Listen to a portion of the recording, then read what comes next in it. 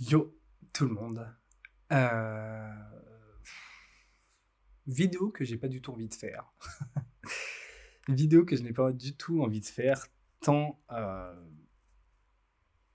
les mots me manquent pour parler de ce film. Euh, je suis allé voir Couli hier soir, à la séance de 18h15 à Tours, parce que je n'habite pas en région parisienne, du coup il a fallu que j'attende. Et durant toute la semaine, j'ai reçu pas mal d'avis de personnes qui m'ont parlé du film. Et je vais être honnête avec vous, sur une vingtaine de personnes qui m'en a parlé, je n'ai quasiment eu aucun retour positif. Et je me suis vraiment demandé, est-ce que ça valait le coup que je l'aille le voir en salle? Est-ce que j'avais envie de m'infliger une énième déception en 2025? Mais par respect pour vous et pour cette chaîne YouTube, je me suis dit qu'il fallait que je le voie au moins en salle pour le juger au mieux. Même si juger, c'est un grand mot, hein, je ne suis personne, je donne juste mon avis, c'est pas une critique, c'est mon avis, c'est subjectif. Mais j'étais à ça de le regarder sur Internet, parce qu'il est déjà sorti sur Internet, mais je ne l'ai pas fait. Ma conscience est tranquille. Est-ce que ce film valait les 20 € que j'ai mis dedans? C'est une autre question, mais de toute façon, je ne les récupérerai pas. On est là aujourd'hui pour parler de Coolie, dernier film réalisé par Lokesh Kanagaraj qui se réunit avec Rajinikanth. Autant dire que juste la présence de ces deux noms sur une fiche de production pète les attentes, pète les préventes, pète le box-office dès son premier jour. Et plus haute est la montagne à gravir, plus forte sera la déception lors de la chute. Je m'improvise philosophe, j'ai envie de dire. Mais oui, autant dire que les attentes pour ce film et la hype que ce projet a généré étaient folles, y compris chez moi.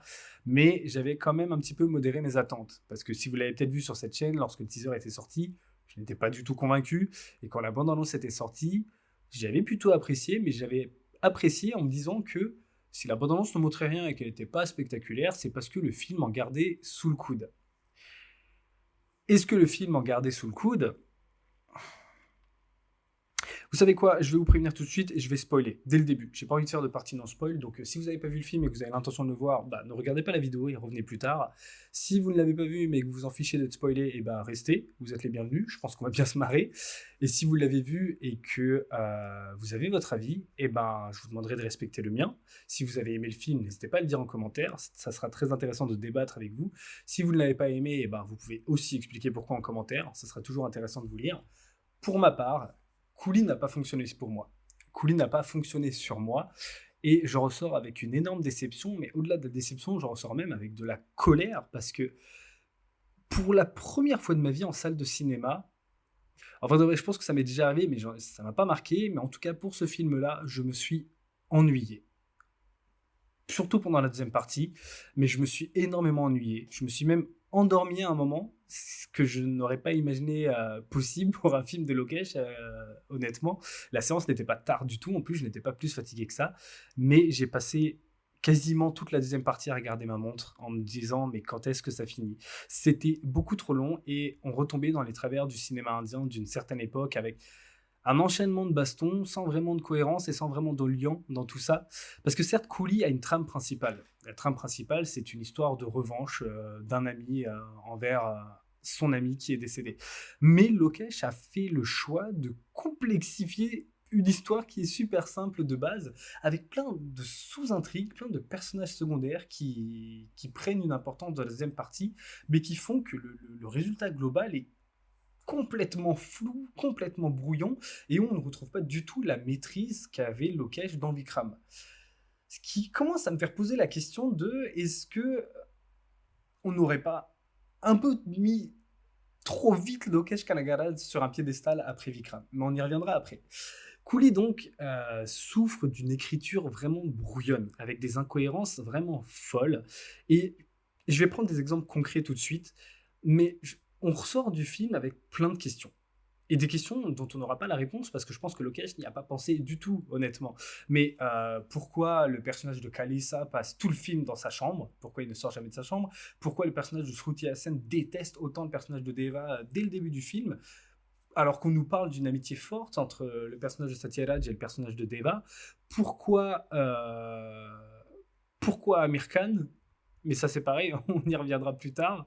Enfin, j'ai même pas envie de parler vraiment de l'histoire au global de ce film, parce qu'en fait, l'histoire n'est pas fondamentale dans ce film-là, honnêtement. Contrairement à un Kaidi, à un Vikram ou même un Léo, où en fait, il y a quand même quelque chose qu'on attend en tant que spectateur dans ces films-là. Pour Kaidi, on attend que Dilly retrouve sa fille à la fin. Pour Vikram, on attend de voir s'il va réussir à venir à bout de Sandana, mais qu'est-ce qui va se passer par la suite. Pour Léo, on attend quand même de voir, même si on n'a plus de doute possible, si on a la confirmation claire et nette que c'est Léo ou pas, Patiben. Mais là, dans Couli, je n'étais pas du tout concerné par son histoire de revanche. J'ai du mal à m'attacher à ce personnage, notamment parce que l'amitié entre le personnage interprété par Rajini et Raja Shekhar, le personnage interprété par Satya Raj, n'était pas palpable du tout.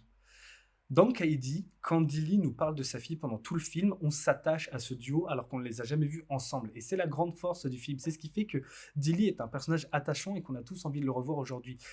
On ne connaît pas son passé, on ne connaît pas son histoire, il n'a jamais vu sa fille, mais on n'a qu'une seule envie, c'est qu'il voit sa fille, parce qu'en fait, cet amour qu'il nous décrit pendant tout le film est palpable pour nous en tant que spectateurs. Pareil pour Vikram, lorsqu'il essaye de préserver au maximum son petit-fils. Pour Léo, c'est pareil, toutes les scènes d'action qu'il y a dans Léo ont un seul but pour lui, c'est protéger sa famille. C'est ce qui se passe dans le café, c'est ce qui se passe dans le marché, c'est ce qui se passe dans la course-poursuite lorsqu'il apprend que son fils s'est fait enlever, et c'est ce qui se passe à la toute fin lorsqu'il veut sauver son fils. À chaque fois, les scènes d'action avaient un intérêt. Et nous, même si Léo, encore une fois, a ses défauts, on attendait de voir s'il allait y arriver. Et dans la scène du café, on a quand même un moment peur de voir sa petite fille se faire buter par le psychopathe qu'il y a dans le café. La scène fonctionne.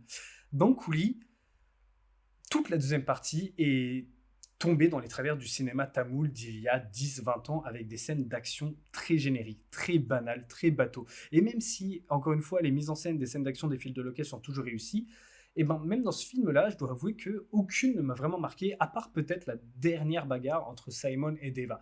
Notamment parce que visuellement c'était très beau, ça se passait sur un bateau, on avait le ciel en fond qui était c'était un plan assez large à chaque fois cette bagarre, il y avait des plans qui étaient quand même stylés, mais l'action elle-même n'a pas sauvé le film. Lokesh pensait peut-être que la présence de tous ces grands acteurs allait nous suffire pour générer toute cette euphorie en salle. Et force est de constater que c'est le cas, notamment à Paris. Mais lorsqu'on est dans des salles comme en province, à Tours, où il n'y a pas plus d'ambiance que ça et que les gens sont plus concentrés sur le film que sur crier comme... Non, je vais pas être méchant, bref. Mais juste pour crier parce qu'il y a des choses qui apparaissent à l'écran, eh ben, on se rend plus compte des défauts du film. Ce qui pêche énormément dans ce film aussi, c'est la promotion et tout le blabla que Lokesh a fait avant la sortie du film. Ce qui, ce qui transparaissait à l'écran lors de cette interview, c'était une confiance absolue en son film. On avait l'impression que Lokesh avait fait son film parfait. Il parlait d'un film à 100% à son image, d'une liberté absolue de la part des producteurs, et qu'il avait fait zéro concession sur la violence, et que du coup, ce film ressemblait vraiment à ce qu'il voulait faire de A à Z. Il nous a également parlé d'une intermission complètement folle, et qu'il avait hâte que le monde entier la voie. Encore aujourd'hui, je cherche cette intermission folle parce qu'elle n'arrive pas à la cheville de celle de Vikram ou même celle de Master ou encore même celle de Léo, même si on avait le spoil avant du personnage de Léo. Mais je pense honnêtement que Lokesh s'est trop emballé. Lokesh s'est trop emballé et à vouloir trop en faire, il est tombé dans les travers d'une histoire trop complexe pour rien du tout, alors que s'il s'était focalisé sur cette histoire de revanche, certes, ça n'aurait pas été une histoire originale au possible, ça aurait été quelque chose qu'on a vu et archi-revu, mais avec sa patte, ça aurait pu fonctionner.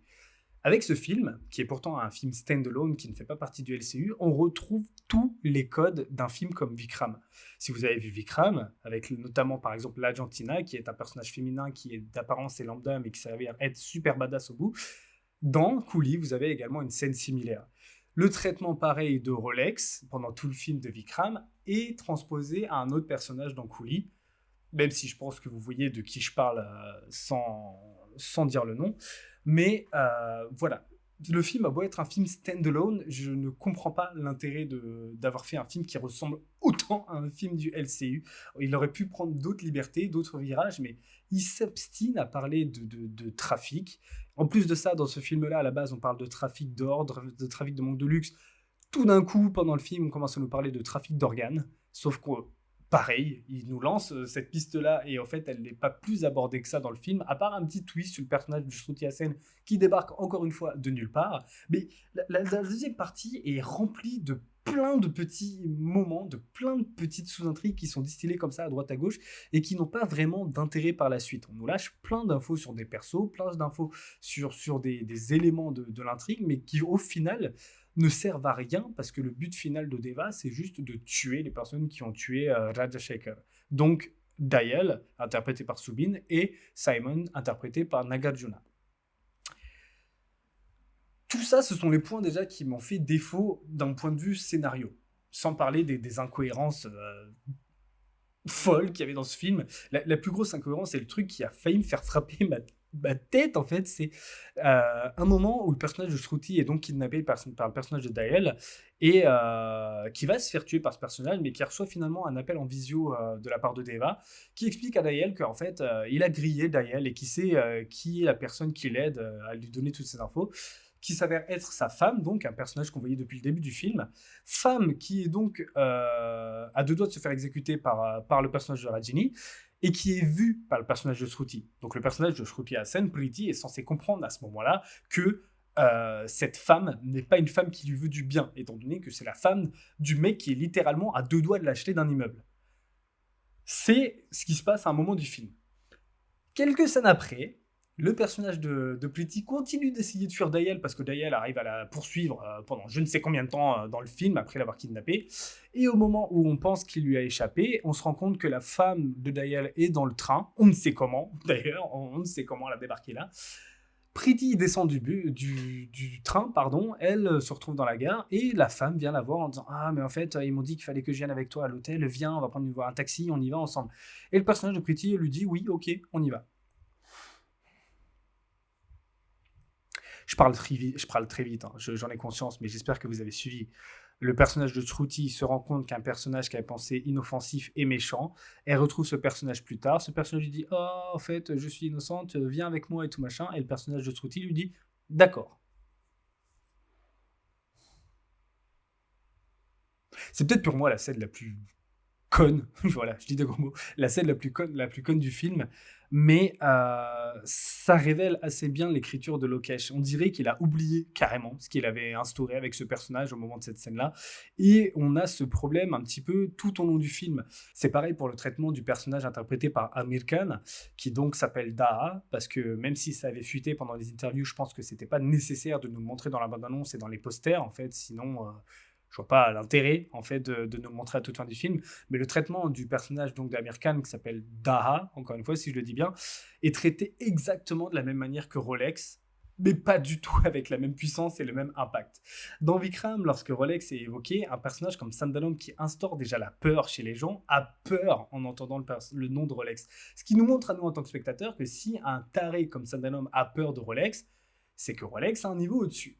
Dans Coolie, à chaque fois que le personnage de Daha est prononcé, parce qu'il y a plein de personnages qui... Ça se passe exactement comme dans Vikram, hein, il y a plein de personnages qui disent « Daha va arriver, Daha va venir en France, va venir en Inde, Daha va venir nous sauver, Daha va venir nous venger, etc. » Les personnages ne réagissent pas. Donc nous, en tant que spectateurs, on ne peut pas se rendre compte de la menace que ça peut être. Et vient alors la fin du film, où ce fameux Daha arrive, interprété donc par Amir Khan, et c'est ridicule. Je comprends Amir Khan, je comprends qu'il ait accepté de jouer dans le film sans s'intéresser à quoi que ce soit juste pour la présence de Rajini, je le comprends. S'il est fan, comme il a pu le dire, je comprends et je l'excuse. Mais le caméo est ridicule. Le caméo est ridicule. Tout son attrait est ridicule, ils sont en plein désert, il arrive avec des Yuski qui lâchent devant les gens... Il fait un espèce de rire cartoonesque, mais vraiment méchant de cartoon, où il rigole en levant la tête, c'était d'un ridicule.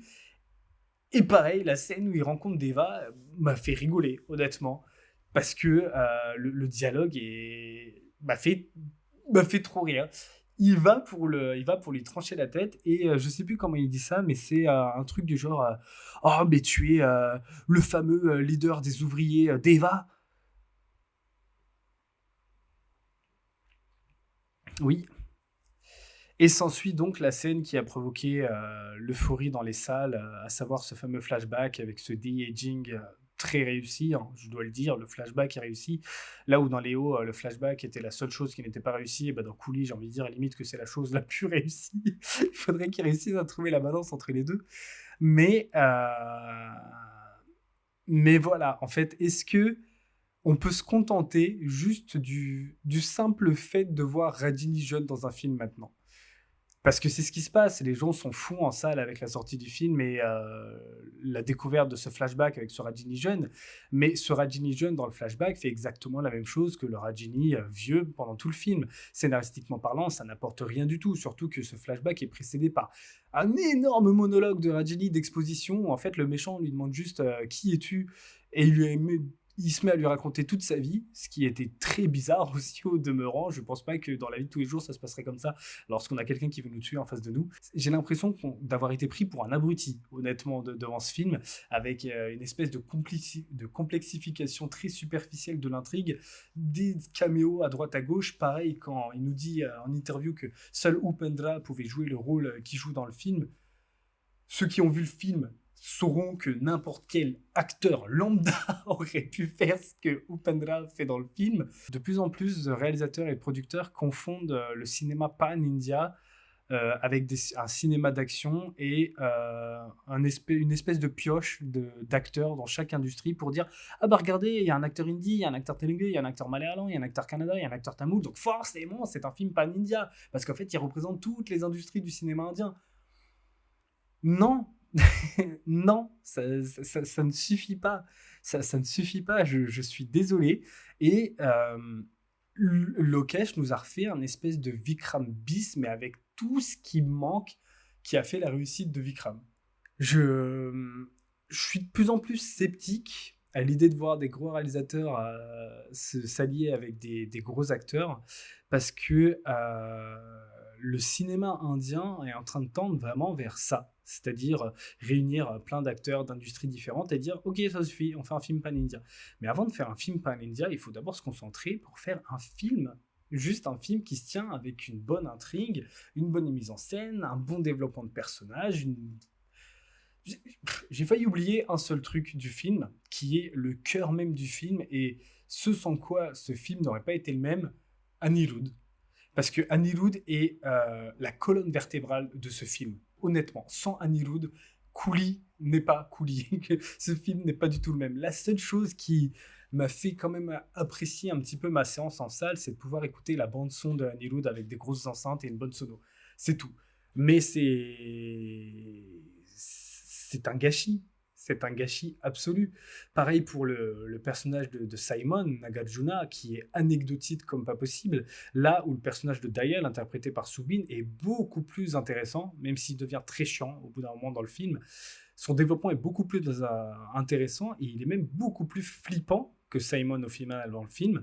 Et même si ils ont voulu un petit peu réitérer ce délire de grand méchant et son bras droit, bah, au final, dans ce film, le bras droit est beaucoup plus menaçant, beaucoup plus menaçant que le big boss final du film, parce qu'au final, Simon, on ne le voit pas faire grand-chose dans ce film-là. Et c'est pareil, Simon ne reconnaît pas pendant tout le film la personne qui a tué son père. Je vous dis, je veux bien être indulgent lorsque je regarde un film, mais Amir Khan reconnaît le personnage de Rajini en 2 secondes, quasiment instantanément quand il le voit, et il l'a vu exactement au même moment que le personnage interprété par Nagarjuna lorsqu'ils étaient petits tous les deux. Sauf que Deva a tué le père de Simon. On n'est pas censé oublier le visage de la personne qui a tué son père devant nous. En tout cas, je pense pas. Je pense pas. Donc, c'est une grosse déception. Et, et voilà, je commence à me demander si on ne voit pas déjà les limites du cinéma de Lokesh Kanagaraj. Parce que ça fait quand même 3 films qui nous resserrent à peu près la même chose. Avec des acteurs différents, certes, et des lieux différents, mais un cinéma, un template qui revient très souvent. Il a beau dire qu'il ne sait faire que du cinéma d'action, le cinéma d'action, il y a plein de manières de le faire. Il y a plein de manières différentes de faire du film d'action et du cinéma d'action. Il nous l'a prouvé avec Kaidi. Et Je suis pas serein pour la suite du MCU, honnêtement. Je pense que l'enchaînement Léo Cooley va lui faire très mal et qu'il a intérêt à vraiment s'attarder sur l'écriture de KD2 parce que s'il se foire sur KD2, eh ben, on se rendra peut-être compte que Lokesh Kanagaraj n'était au final qu'un petit imposteur qui est venu secouer Hollywood pendant quelques temps, mais qui au final n'a pas grand-chose à proposer. Enfin voilà, je suis plus dépité et je pense que ça s'est senti tout au long de cette vidéo. Je m'attendais vraiment pas à ça. Quand j'ai vu Thug Life, je savais que Thug Life était raté. Pour Cooley, j'avais quand même vu quelques critiques qui étaient quand même bonnes pour le film. Donc j'avais un peu espoir d'être au moins diverti et ça n'a pas été le cas. Et il nous reste plus grand-chose hein, en cinéma tamoul cette année, à part Madarasi de Murugados avec Sivakarthikeyan, qui, moi, me hype parce que je veux encore croire à en Murugados, pardon, mais voilà, c'était mon avis sur Cooley.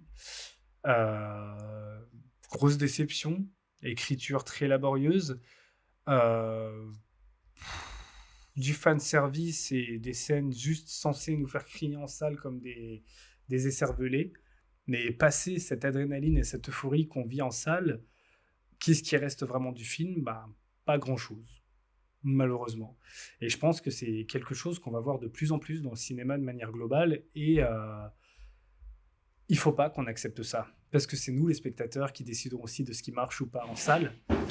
Et mon voisin fait beaucoup de bruit. Hein. Et si on continue à accepter, à donner du crédit à ce genre de filles, bah, malheureusement, pour les producteurs et les réalisateurs, ça sera très facile de nous amener en salle en nous faisant des promesses aussi bêtes que voir Rajini lorsqu'il avait 20 ans, ou voir Ajit jouer tous les anciens rôles qu'il a joués dans sa filmographie, ou voir Vijay danser sur Arabic Kute dans un de ses films. La nostalgie marche par parcimonie, mais si mais si la nostalgie fait partie de l'écriture du film et qu'en fait le réalisateur veut capitaliser sur ça pour faire de son film une réussite, c'est nous prendre pour des débiles. Je suis désolé, c'est vraiment nous prendre pour des débiles. Et j'ose espérer que dans les prochains films de Rajini, on n'aura plus de de-aging parce que voir des flashbacks de Rajini jeune pour la énième fois, moi, ça me suffit. Après, je ne suis pas particulièrement fan, je l'ai toujours dit, mais je pourrais dire ça également pour Vijay dans Goat, pour Ajit dans GBU. Enfin, au bout d'un moment, essayez de proposer quelque chose vous-même, les réalisateurs, tout comme Murugados l'a fait dans Tupaki. C'est son I'm Waiting qui a été repris dans tous les films d'après, mais essayez de créer des moments aussi iconiques que ce I'm Waiting. Essayez de créer des choses aussi iconiques que le I'm Back de Billa, de Ajit dans Billa. Essayez de créer des moments à vous, des moments qui, en tant que réalisateur, vont vous faire dire c'est moi qui ai fait cette scène pour cet acteur, plutôt que de surfer sur de la nostalgie, des choses qui ont été déjà faites par le passé. Parce que Lokesh, tu as beau mettre ton film en négatif par moment, tu n'atteindras jamais ce que Bacha a été pour Rajini et sa filmographie. Enfin voilà, je sais pas combien de temps cette vidéo va durer. Je m'excuse par avance si encore une fois je suis parti dans tous les sens. À chaque fois qu'un grand film sort, c'est la course à qui va sortir son review en premier. Et moi, je préfère prendre le temps à chaque fois de poser quelques idées sur le papier, parce que j'aurais pu la faire hier soir et la sortir à minuit, mais c'était pas le cas. Mais pour les avis comme ça, je préfère vous les donner en discutant, comme un format podcast plutôt que de tout écrire et de vous le relire et de le réciter. C'est peut-être pour ça aussi que parfois ça n'a pas vraiment de direction particulière. Mais voilà. Ma prochaine vidéo restera une trilogie de vidéos plutôt sur rétro. Parce que, comme je l'ai dit sur la vidéo d'avant, je n'ai pas aimé rétro, mais ça reste un bon film. Et c'est là toute la différence de rétro avec tous les films que j'ai cités dans cette vidéo, à savoir les GOAT, GBU, Thug Life et maintenant Cooley. Rétro, c'est autre chose. Et s'il n'a pas marché, c'est pour d'autres raisons. Mais Rétro est bien le seul film tamoul cette année, peut-être que je n'oublie d'autres, mais c'est le seul film cette année qui a une vraie proposition artistique et cinématographique. On ne l'enlèvera pas à Kartik Subaraj. Ça n'a pas marché pour moi, c'est purement subjectif et je vais me donner le temps pour le coup de vous expliquer pourquoi, mais je serais très content d'analyser et d'accorder du temps et de l'énergie à Rétro plutôt qu'à des films comme Coolie, Thug Life, Go, GBU, etc., etc. Donc voilà, si vous avez regardé la vidéo en entier jusqu'à maintenant, je vous remercie beaucoup. Si vous êtes d'accord avec moi, n'hésitez pas à commenter, liker et à partager aussi pour me donner un petit coup de pouce, ça me fera toujours plaisir. D'ici là, portez-vous bien. C'était la dernière grosse déception de cette année, je l'espère. Continuez quand même à voir des films, continuez à parler du cinéma indien et du cinéma tamoul autour de vous. Il y a quand même toujours des pépites dans ce cinéma-là.